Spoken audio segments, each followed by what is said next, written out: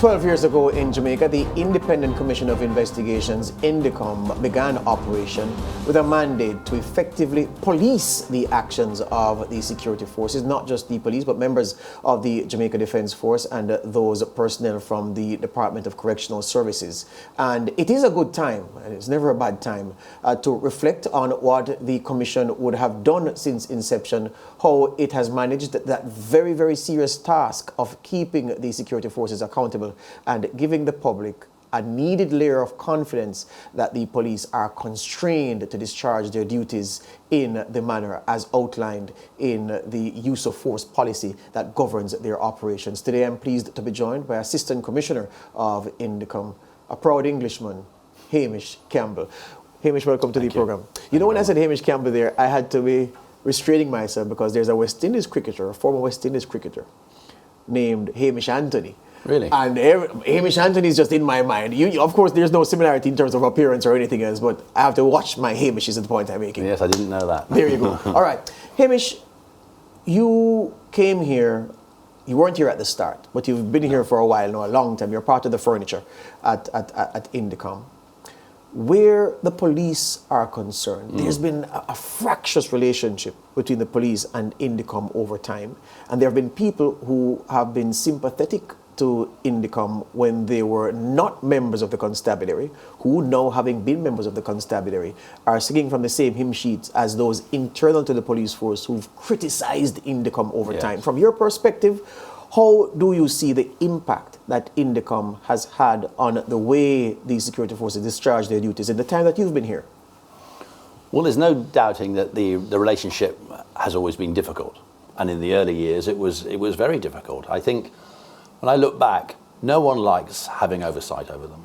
Doesn't matter whether you're in a big organization or a small, whether you're driving a car with a driving instructor sitting next to you, or you're doing something which is part of your profession. No one likes to be told there's a better way of doing this, or we could do it differently, or you're doing it wrong. And I think those early years were a part of confrontation and rubbing against each other in different ways. And the police had 150 years of experience in Jamaica. INDECOM arrived within 12 months, was identifying issues which needed to be corrected, changed, altered, and that caused much difficulty for some police officers. Other police officers, as you say, embraced it, but many didn't. Has there been change in the last, well, now 12 years since 2010? Yes, but it's a slow change. And whilst INDECOM provides that very critical, independent oversight and challenges the narrative which is frequently made by the security services, it has brought change about because organizations think, well, we can't carry on in this way. But that change ultimately comes from the police, their first line leadership, their junior command, their senior officers. It's the police who will bring about change, but with the guidance and oversight of an independent commission. Because as INDECOM has never been against law enforcement, has never said that the police can't do what they do. They must do it within the framework of the law. And INDECOM is, first and foremost to support the JCF and the JDF and the Department of Corrections in their lawful duty. And provided they do that, INDECOM has the greatest respect for them and the difficult tasks they do. But there are others within those agencies who've never embraced the modern world, the new practices, the compliance with the law.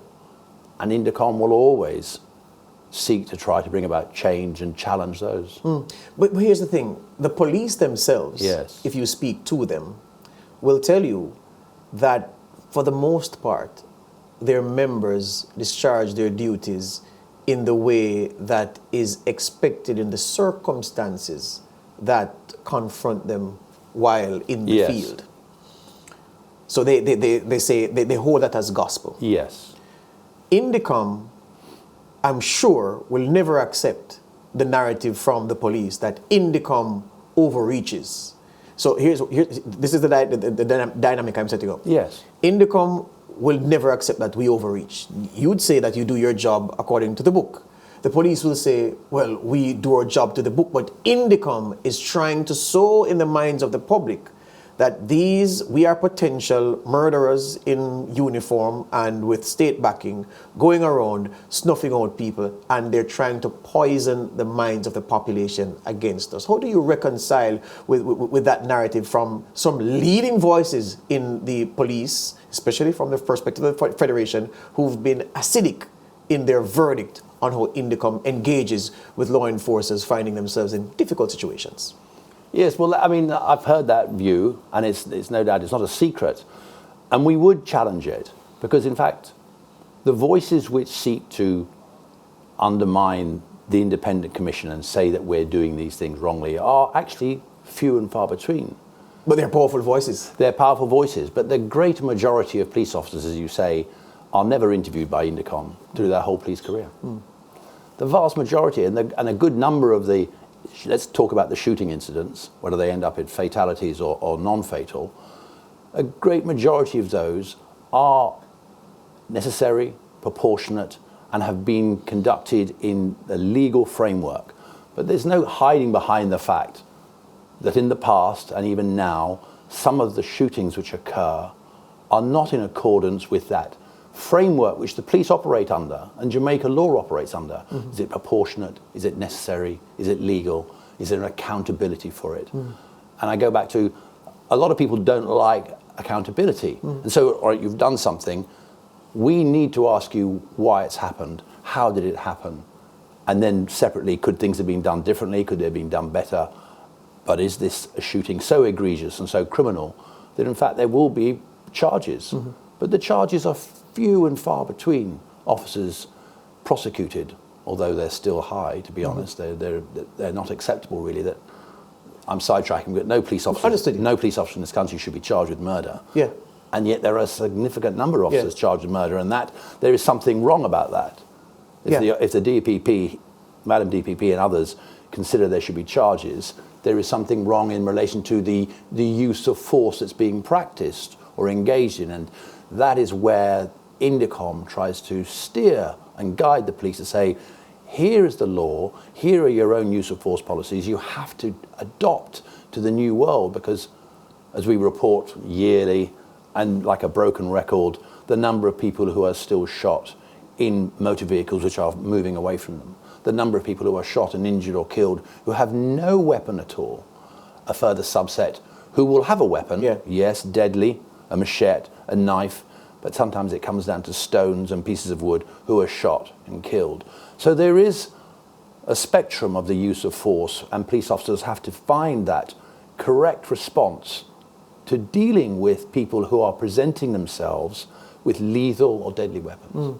And the other thing the commissioners have always said, we have never said that police officers should not shoot at people when they're engaged in self-defense. Self-defense is the armor for the police as well as a citizen. If you're confronted by somebody, heaven forbid, who is armed with a deadly weapon, you are entitled to use self-defense. That is the law for which the police officers use.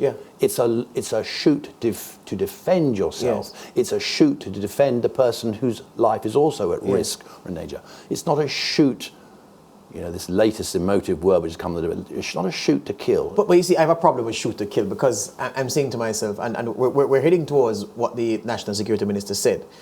For me, shoot to kill is something I'm sure you know very well. I think of the Troubles. In Northern Ireland. Yeah, there was a shoot to kill policy allegedly. There was a shoot to kill policy. And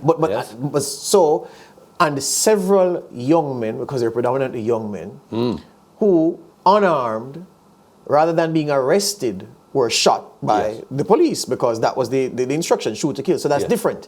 What I heard Dr. Chang say about using deadly force when confronted by heavily armed hoodlums, and then hearing your reasoning just now, which is sound, I can't then reconcile what would have caused, what would have moved INDECOM to issue a statement on the matter, to, you know, remind public officials to be circumspect in how they speak, because I didn't see anything that was ultra circumspect or outside of circumspect that the National Security Minister said.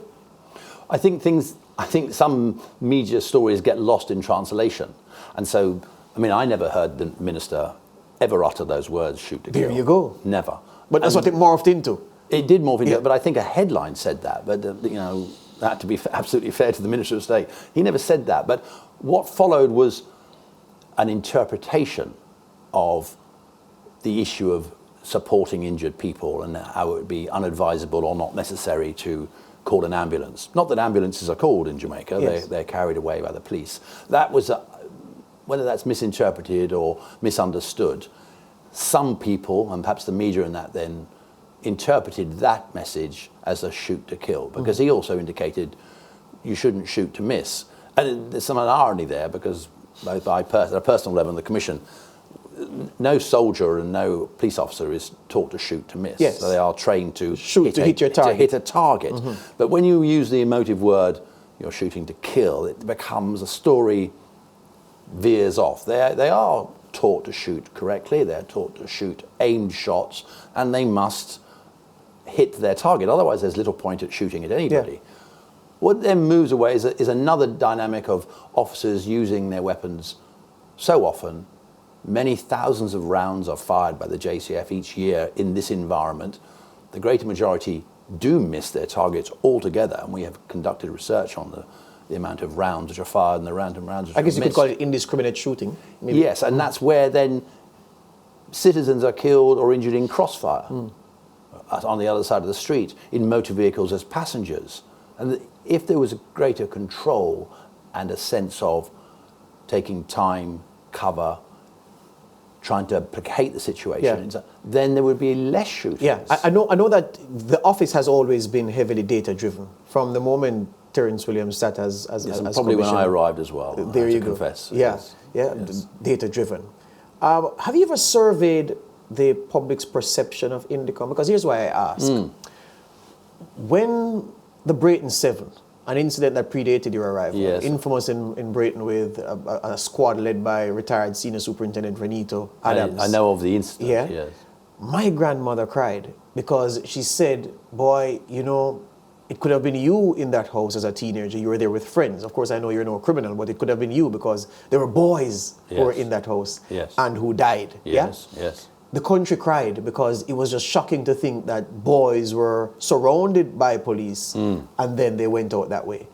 As a high schooler, it rested heavily on my heart how another case you're familiar with, but which predated your time, Agana Barrett died at Constant Spring in the lockup. Right. That would register as a death in custody. Yes. I couldn't reconcile how so many people could be crammed in a space, put there by an agent of the state, and the conditions are so oppressive that you die inside a cell. So I say those things to say there is a sizable group of Jamaicans who believe that, I'm happy for INDECOM because I feel comfortable now that either one, unlike previous times when I'm driving in my car and the police stops, but if I speak out of turn, I won't be shot.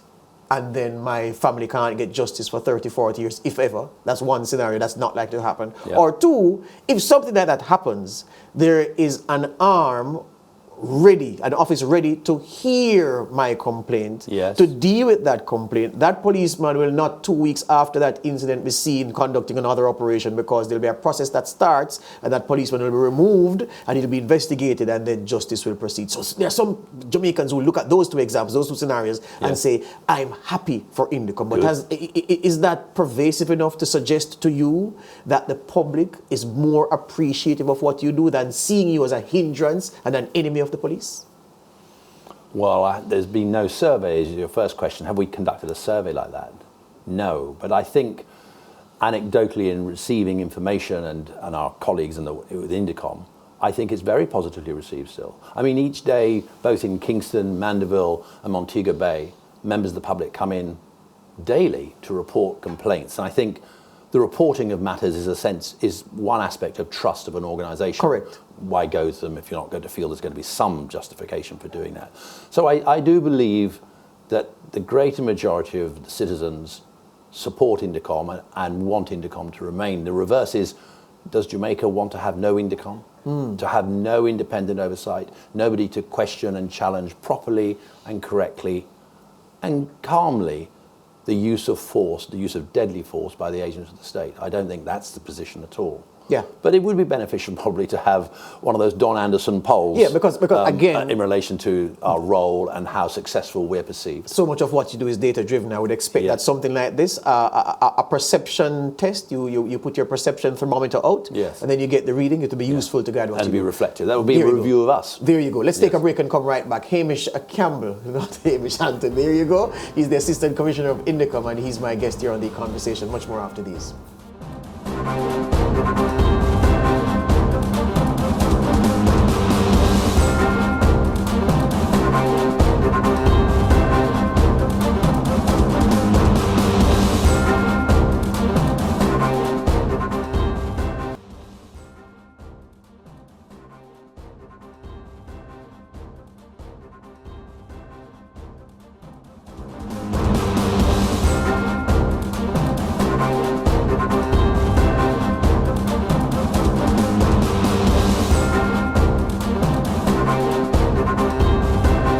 Welcome back to The Conversation. Hamish Campbell is the Assistant Commissioner of INDECOM. He is my guest. He spent 39 years and 5 months as a policeman in the United Kingdom, and he has brought his talents to Jamaica to help this most important of organizations. Many people see it as a barrier between themselves and the wanton disregard of the rights of citizens by those who wield power on behalf of the states in their capacity as police personnel, members of the defense force, or members who are serving the Department of Correctional Services. And those persons, though, they will tell you, several of them, that INDECOM is almost an invisible handcuff that is a crimp on how they do their duties, and they'd rather the body not exist.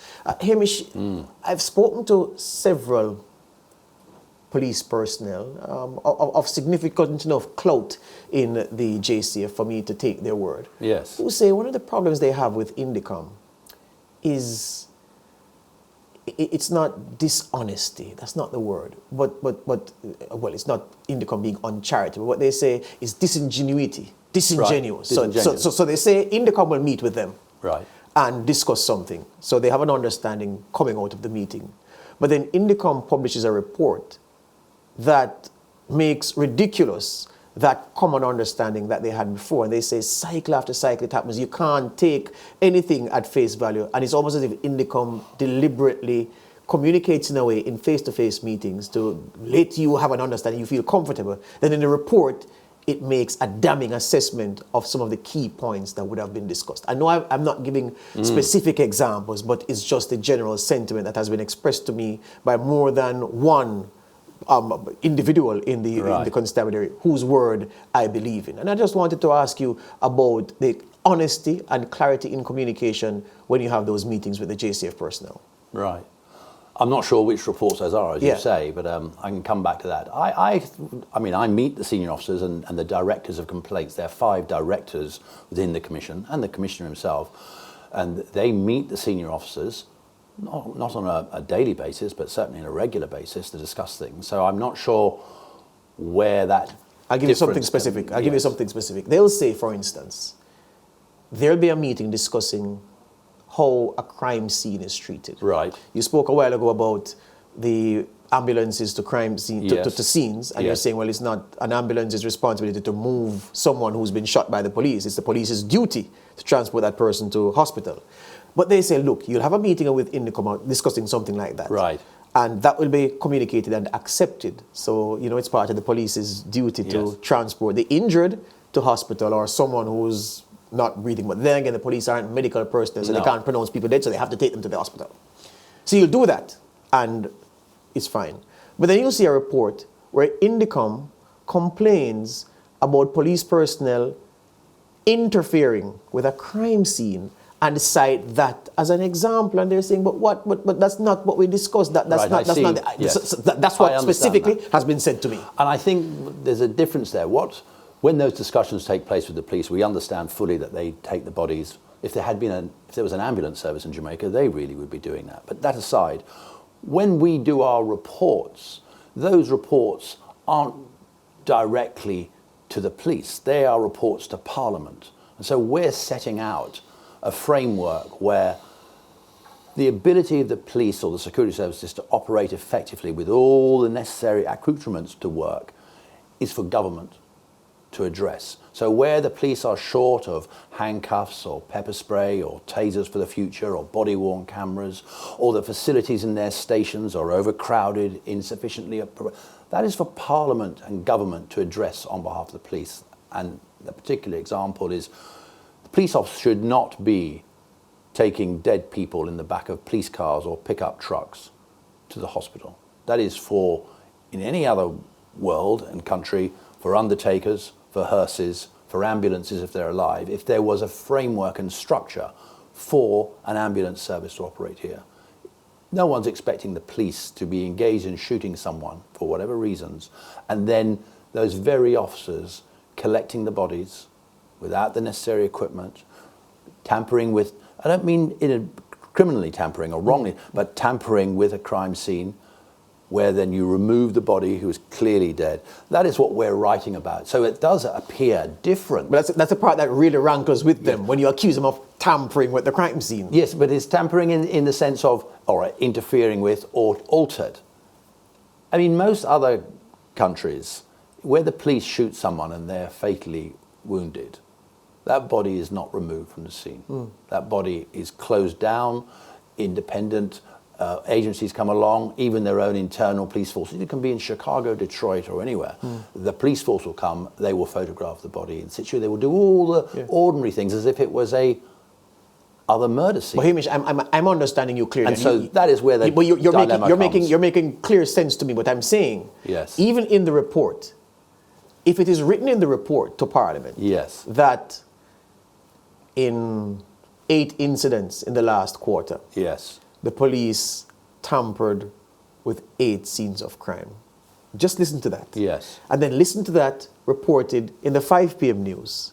Listen to that written into the newspaper. The police tampered with 8 scenes of crime. You've said that when you say tamper, it's because they removed some, it's a physical check. I understand That's that as well. what the police have a problem with. And Okay. they're saying that that was one of the biggest problems they have with the office, with the commission, because when you have these sit-downs and certain things are communicated, that doesn't appear as a problem, because they said, well, the person was shot, we rendered assistance to take them to the hospital, which is what we do, because our structure doesn't allow us to sit by and wait for a hearse to come or someone to come. Yeah.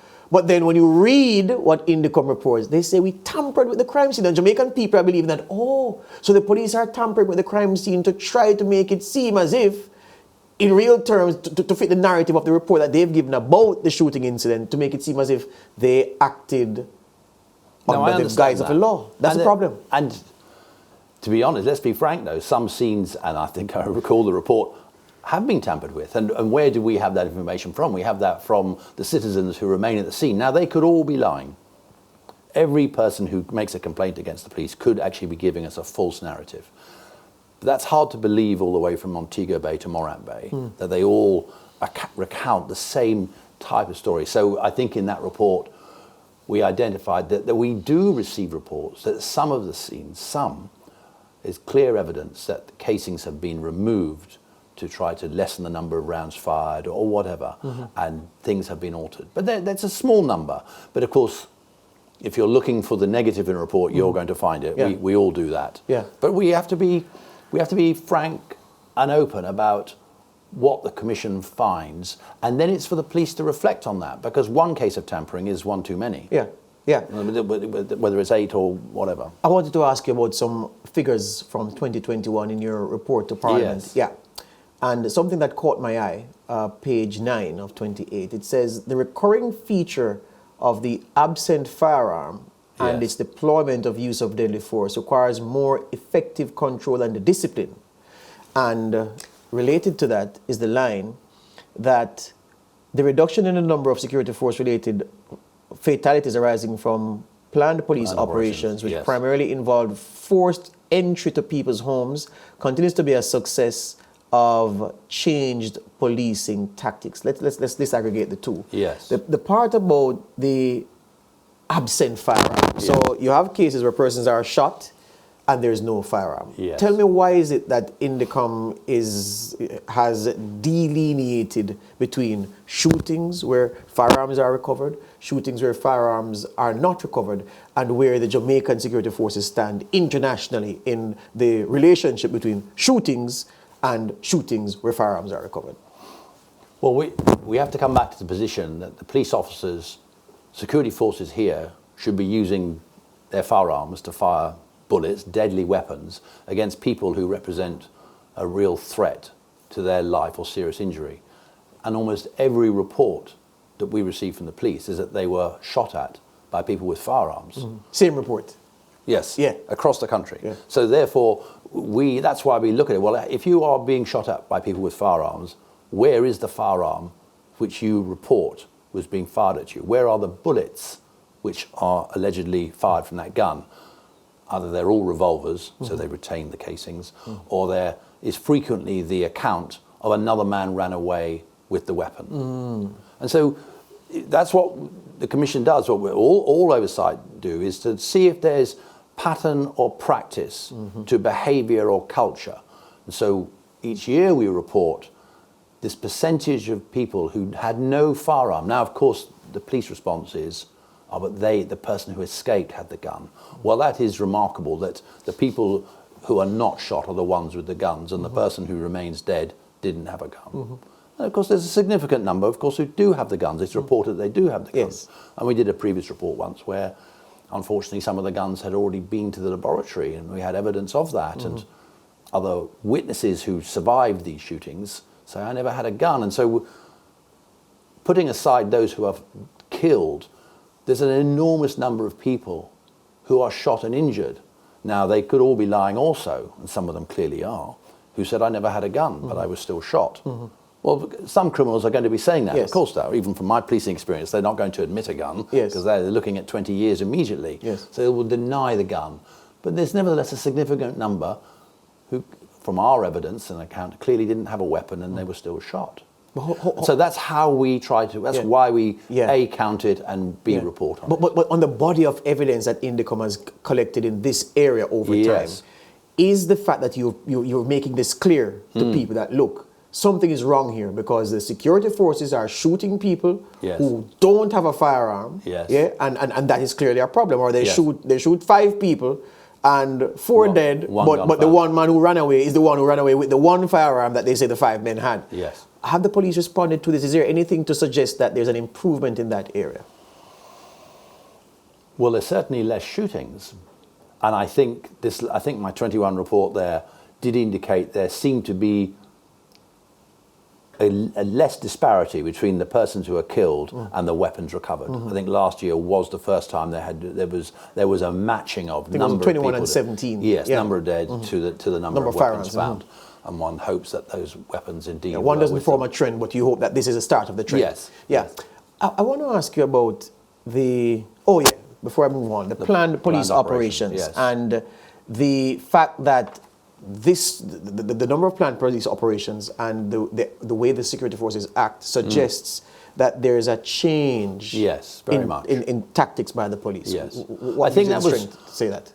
Dare I say, I think that's one of INDECOM's measures of success and trying to bring about a change with the police. When I came here and we discussed it then with the then Commissioner, planned policing operations accounted for nearly 40% of all fatalities. So that meant the police were going to premises with a warrant or without a warrant to arrest somebody or search, and deaths were occurring.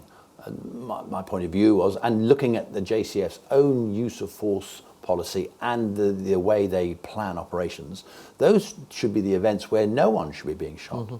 Because you're going with intelligence, information, you know the target premises, you've hopefully been doing surveillance of one form. You're planning it. Yeah, you're controlling some variables. And yet 40% of all people being killed were in that house. Some of these houses aren't houses at all, they're rooms 12 by 12. And we're then reported that this one man armed with a gun, which sometimes didn't work, was seeking to challenge some 12 NATO-clad M16 armed officers.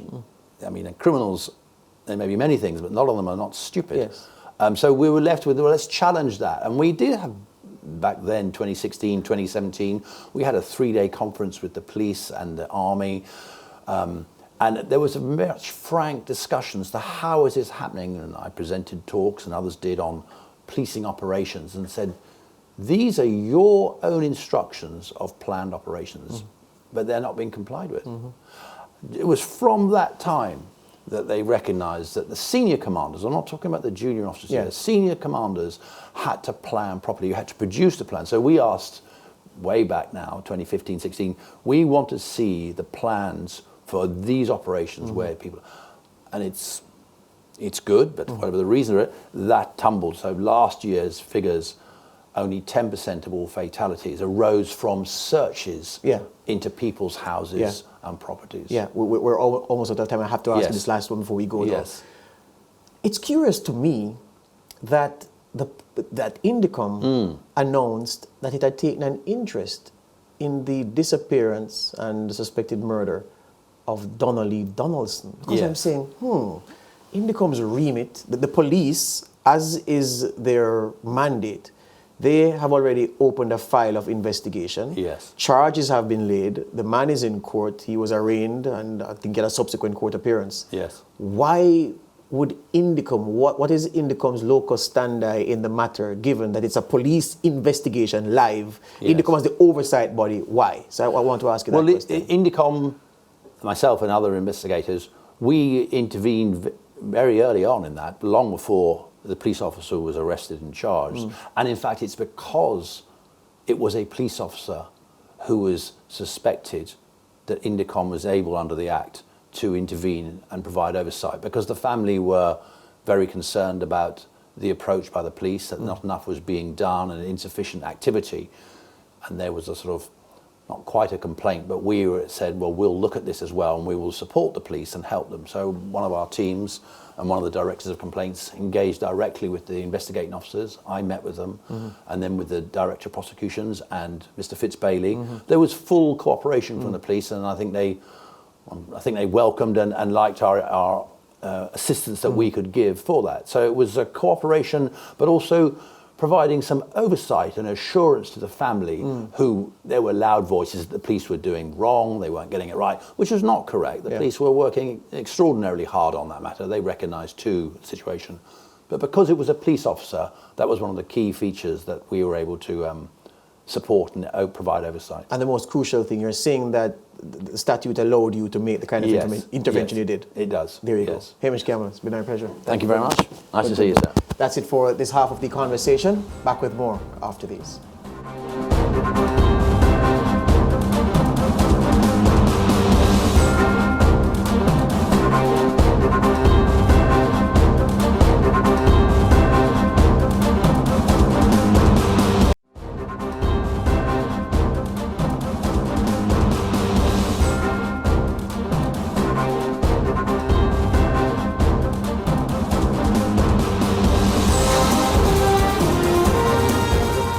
Back with us on the conversation as the country, Jamaica, battles several problems, high crime, loose morals among the people, and a quality of leadership that has many people pining for some time in the past, when they said the leaders were better and the moral fabric of the country was intact. There are many who believe that the wanton criminality that we're seeing these days is due to the fact that that moral fabric has been torn, ripped apart, torn asunder, if you may, and it is down to the lack of quality in the halls of leadership, and how a people not being led in the right direction or not being led at all are going astray, and hence the mayhem that we're seeing in the country. I want to talk about the conscience of the country. I want to talk also about some matters concerning human rights, and so I'm turning to a clergyman, the Reverend Father Sean Major Campbell. He is a rector, he's a justice of the peace, there you go, and he is a man who is aligned with strong and clear opinions. He's not one of those Christians who believes that the Bible takes precedence over intellect. He believes that both have a say in how people interpret and understand things. Father, thank you for joining the conversation today. Thank you too for the sharing up. Excellent. Let's talk first about moral leadership from the perspective of those elected to lead us and the examples that they are setting these days, and how you see that example translating into how the people act, and further how the quality of the moral leadership, if it exists, the way the people act who are subject to this leadership, and the benefit or not that the country derives from all of that. Well, first of all, I would say that leadership requires a moral courage, if you will, and courageous leadership. Courageous leadership. Because too often what we are seeing is a lot of playing of politics. Yes? Where leaders say things that appeal to the gallery versus empowering people with education and challenging people to grow. We see this in church, we see this in politics. Yes?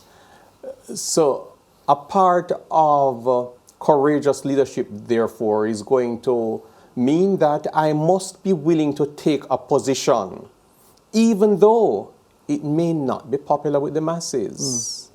Yeah? So... But you would agree, though, that a moral position, or just a position that, say, for instance, a member of the clergy takes on an issue, there's a different consideration for a politician taking a stand on an issue, because whereas the congregants are not involved in voting for the permanence of the member of the clergy in that position just exists. Yeah? But the politician has to be aware of taking a stand that can be prejudicial to their political future and also damaging to the party. And so the set of variables that the politician has to juggle puts them in a more invidious position than someone in the clergy or someone otherwise in a position of leadership. True, and that is why we need the conversation. Because oftentimes political leaders find themselves in positions where they are saying some things that they probably do not even want to say. You know, so that's a part of the reality, and that is why we need a respectful table of conversation where we facilitate the populace hearing the different perspectives. But here's the thing again. There are people who say that on this day in sports, in 2022, Jamaica has the weakest set of leaders we've had since independence. Jamaica has the most compromised set of leaders we've had since independence, not just in politics. They are the easy whipping boys and girls for criticism, but the church lacking figures, authority figures that people can see and respect. And because of this weak, lily-livered leadership, that is why the country is where it is. From your understanding, do you agree with that statement? I believe it is a more complex matter. It is true that leadership is lacking, and in particular courageous leadership. But we need to go back to our history, our unprocessed history, if I might put it that way. Our history of injustice, of crimes against humanity, of landlessness, the attendant consequences of the transatlantic slave trade, and what all that has contributed to this date. You know, the self-hate, the racism, the classism, the problems with skin, the problem with African hair, and accepting African hair and hairstyles in schools, and all of these different issues. They are all related. But there you go. So because of the complexity of the situation, now is when we need men and women in the clergy who have the authority to upbraid, have the authority to criticize, pretty much the same thing, have the authority to set out a path for self-expression and development that the congregants can follow, that the country can follow, and then have the influence on the political side that can make politicians waver in some of the positions they are taking, because you know what? my Christian community, the clergy believes that this is the right way to go, and given the strength of conviction of this gentleman or that lady, and given what they've stood for historically, it wouldn't be a bad thing to go in that direction. There's this disconnect because of weakness. This is Father. This is problematic, though, because we do not live in a theocracy. Yes. And when we say listen to the clergy or listen to the voice of religion, what exactly do we mean? Yes. Because you could have any number of religious groups asking the question, why aren't you listening to us? Yes. Why are you listening to that one? Yes. And this is where the value of adhering to and being guided by the Universal Declaration of Human Rights, universalized principles, which transcend religion and politics and philosophy and all our various positions. Because if I start saying, hey, you need to listen to me because I am Father Sean, then we're going to be in problems if you think about it. Instead, we need our legislators to be guided by positions which protect everybody, regardless of religious position. Yes. Is biblical doctrine still relevant in this part of the 21st century, Father? Again, it depends on what one means by that. I believe biblical doctrines are important to how we do biblical teaching, but we should not invoke biblical doctrine for law. We should not invoke the doctrine of the Quran or the Vedas or any religious text for the law. If we do that, we are going to get into trouble and we're going to get into big quarrels. What we are to do is to recognize that whenever the parliament meets, it does not meet to keep church. It meets to do the people's business. And if it is guided by universalized principles for human rights and justice, everybody will be protected. Yeah. I know what I'm saying sounds strange. No, it doesn't. It doesn't. But you said something that I'm going to go off course a little bit, but tie it all in. I hope to do so. You said Vedas a while ago, yeah? It reminds me of a situation several years ago where there was a horse at Caymanas Park called Hallelujah. A segment of the church community, Father, raised, I don't want to say they raised hell, they raised Cain over the name because they say Hallelujah is the highest praise in the Christian fellowship, and the promoters of horse racing had no right authorizing a horse to be named Hallelujah. So I said in my mind, I said, but hold on. Didn't God make horses? So what is wrong with calling a horse Hallelujah? And the pressure from the church community, Father, was so incessant that the horse had to be renamed. I think the horse was renamed Green Machine. The reason that came to mind was that the first time I saw the word Vedas, it was a horse that came on a spark named Vedas. In fact, I can tell you, Vedas was by his father. Vedas was by Exotic Traveler. That was a stallion. His mother was a horse called Tave Rose, and the mother's father was Baghdad. So Vedas was by Exotic Traveler, Tave Rose, Baghdad, Vedas. And I never knew what Vedas mean. In fact, Father, the commentator and everybody at Caymanas Park called that horse Vedas. It was years later, in other reading, I came across the term and I said, oh, Vedas. And when I checked what it meant, I said, oh.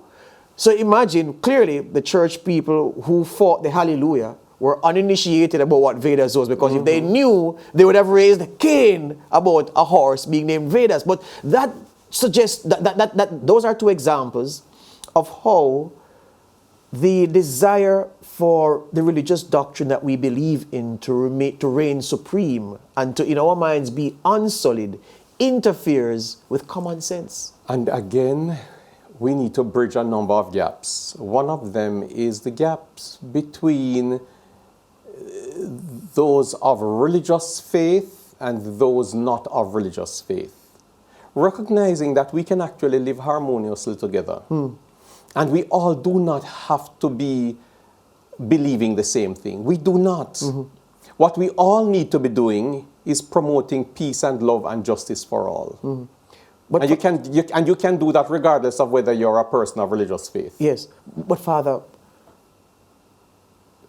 I've heard several times over time people talk about a moral compass. Now, I don't know if the direction that I have lived my individual life is because of the invisible gravitational pull of a moral compass leading me into whichever cardinal point. I don't know. What I do know is that I've tried to live as best as possible and as practical as possible. But people lament that we are in the state we're in, Jamaica, and the world by extension, because of a loss of moral compass. And the things you mentioned earlier, we don't like our hair, it's too nappy. We don't like our skin, it's too black. We don't like the bottom we were born with, we want it bigger. We don't like the chest that we were born with. If we were women, we want it bigger. We don't like what we were born as, and that's a different story. I ask if the moral compass has to be redefined and reconsidered, not against traditionally what we were taught that the moral compass was, but to perhaps be classified as something that requires you to live in a certain way to get by and get along in the current realities. I hope you understand what I'm saying. I believe we need to walk more deeper in the quality of our relationships. Relationships, if you will, with the divine and with each other. Because there are many persons who use the term moral compass, who dress nicely, who go to church religiously, who always start a meeting with prayer, but they are involved in so much corruption. So what really is a moral compass that is guiding them? There's a lot of superficiality to go around.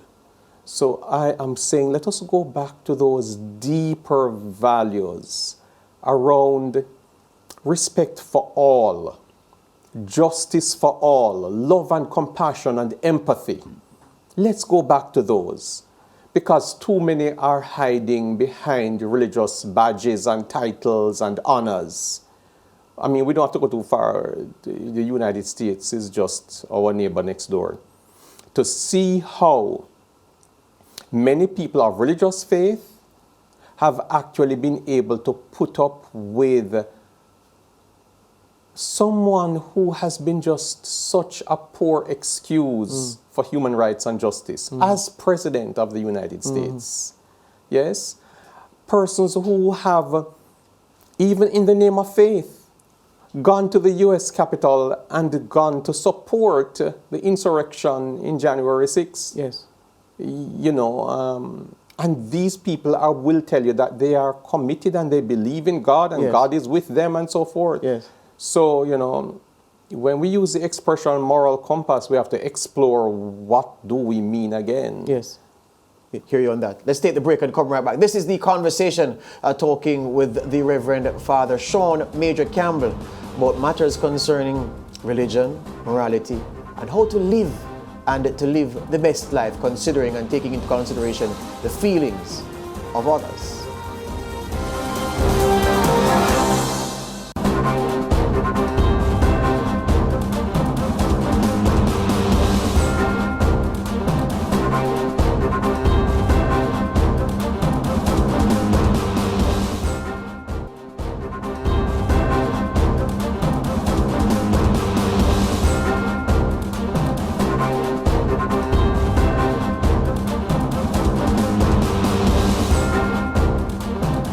Back with us on The Conversation, having a conversation about the nuts and bolts of life with the Reverend Father Sean Major Campbell, highly respected clergyman. His church is based in Vineyard Town in St. Andrew, and he is a man who holds deep convictions and is not one of those guys who does what he does for accolades or for pats on the back. And that's the problem we have, because you have members of the supposed clergy who are almost as if they are in a popularity contest and want things to be mentioned, to be praised by man, and that really ought not to be their raison d'etre. Father, we're talking about something off camera. I raised it because I intended to raise it on, and it concerns the Bible.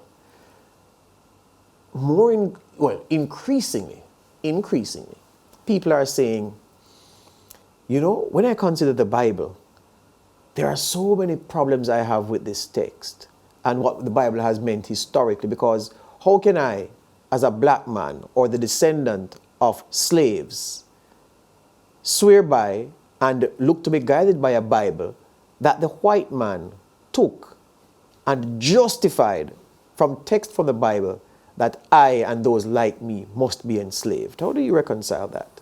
Yes, very good topic to explore, because Christians have for centuries held the Bible in one hand while advancing the cause of racism, white superiority, slavery, crimes against humanity.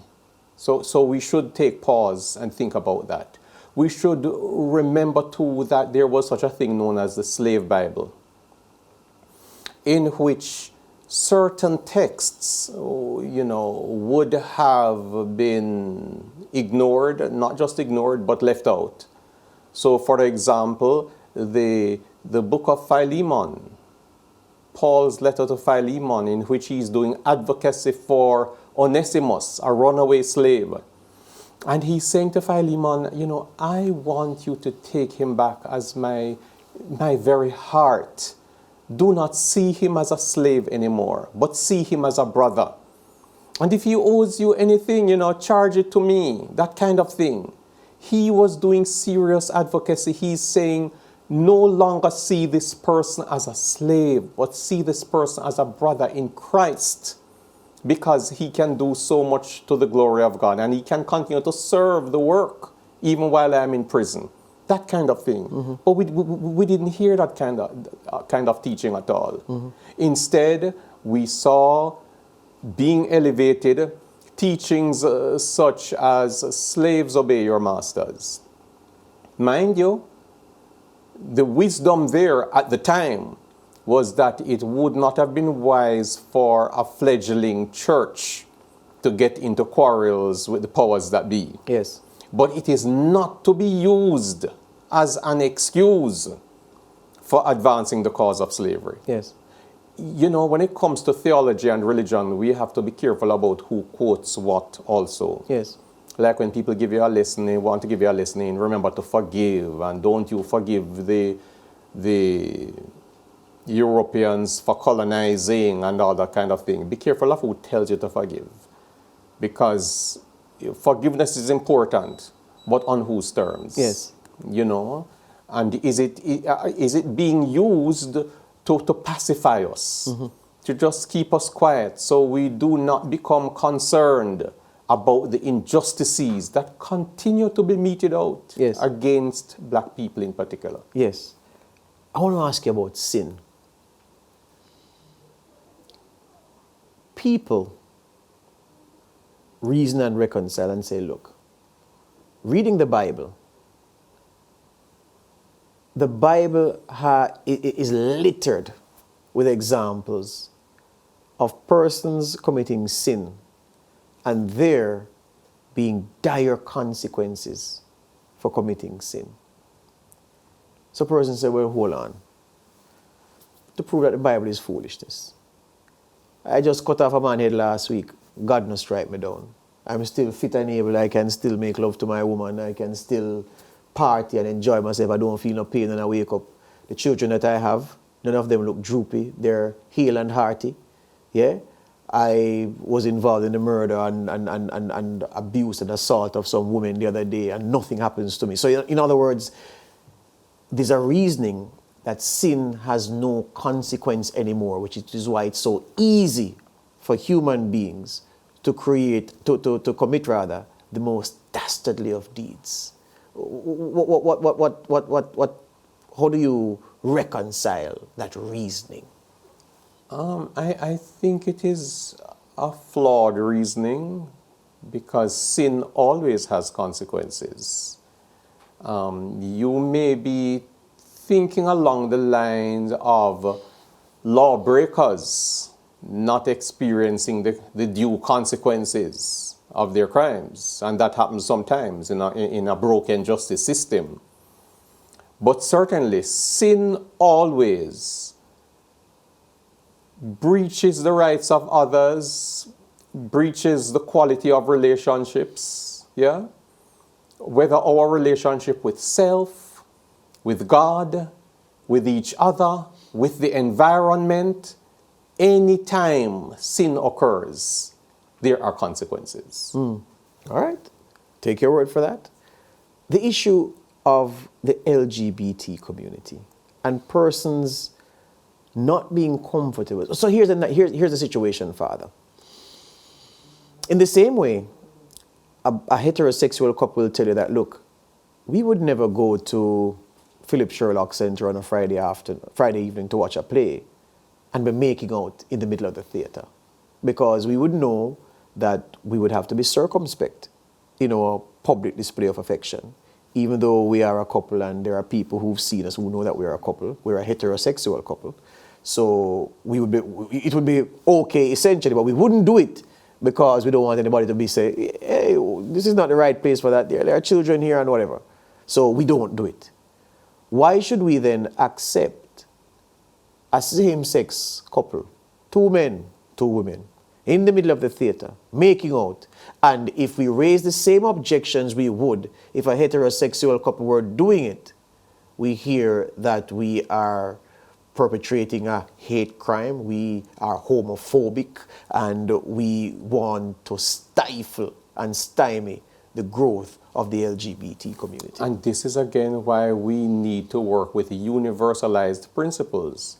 So whatever applies to a heterosexual couple ought to apply to a same-gender couple. So if it's wrong for one, it should be wrong for the other. But it's not even from the, to say that it's wrong. That verdict is cast not by any of the persons in the fray. If you follow me. So the man and the woman, heterosexual couple, for someone to say that, oh, what you did was wrong, it's not them saying it, it's somebody else. The problem is this. The same-sex couple would say, no, nobody wants to see us together. Nobody wants to see us express. We are expressing ourselves. We have a right to express ourselves, and we have a right to express ourselves in a way that we feel comfortable, regardless of what you think about it, because expressing ourselves in this way is our right. And I am saying to you, yes, that what should be guiding the conversation should be universal principles. Mm-hmm. It's like, because when you speak about human rights, we don't share them up. They are indivisible. Yes. No, or put it another way. Well, yes, because they are not divisible. Yeah. You can't divide them up and say, you have these and I have these. Yeah.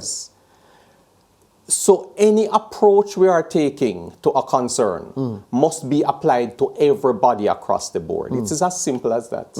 I hear you on that. You caught some flack some time ago for washing the feet of a member of the LGBT community, and there are people who at the time made unsavory remarks as, how can a clergyman be hugging up? So it was washing the feet of lesbians, yes, and also facilitating a transgender man addressing the congregation. Yes, and they're saying, but why would a churchman do that? And recognizing the importance of one, placing a face on the vulnerable, the marginalized, the oppressed even. And to also allow people to hear the voice of someone who is often misunderstood. Yes. Recognizing that sexual minorities are vulnerable to attacks simply by being a sexual minority. Yes. And this facilitating this conversation is not making a statement either way, yes, on the individual or how the individual understands self. And you're not endorsing anything either. It is recognizing instead, yeah, that the human family that we belong to, yes, all of us not the same. Yes. And we have to learn to live with each other and live amicably with each other. Yes. The last thing I'll ask you is this, because we have mere seconds left. Based on, I could ask you about the world, but let's keep it home. Are we in trouble, Jamaica, as a nation at 60, with how we are living, how we have lived up to this point, and the decay that's happening around us, and the institutions that aren't quite functioning at optimum? I believe there is reason for plenty of concern, yes. I would like to see us doing more action-oriented approaches for change and not just doing a lot of talk and nice-sounding reports. because we are at risk of doing a lot of that. And if I might illustrate, use to illustrate, something topical in the news right now is the matter of the Ministry of Education's grooming and the dress code policy guidelines. And you know, when you read that policy guideline, sounds good, beautiful words, but how many persons, how many educators actually have the capacity to do what it is saying to them? It therefore means that if we continue to leave that, just leave it there, and say to them, you know, come up with your policies, stakeholders have your meetings, do so and so and so and so, we are going to continue to have this perennial problem of children feeling that they have been wronged because of whether the way they are dressed or the way their hair is, something. We need to engage the principles of human rights, that they be universal. So it applies to everybody. So you don't have a principal in one school saying to a boy whose hair has reached 1 inch, wait, you turn Rasta in here. And in another school, a boy's hair is 2 inches and it is okay. Not only that, I remember when I was in high school, I could hold my hair down to my chin. Nobody ever said anything to me. Looking back at it now, I realized that something must have been wrong, because those who presented with African hair, it wasn't unusual for them to be scolded because the hair was approaching 1 inch. Something is wrong with that. There you go. Reverend, thank you for your time. Blessings. All the best to you. Reverend Father Sean Major Campbell there, my guest to close out this episode of The Conversation. Thank you for staying with us. We'll be back next week.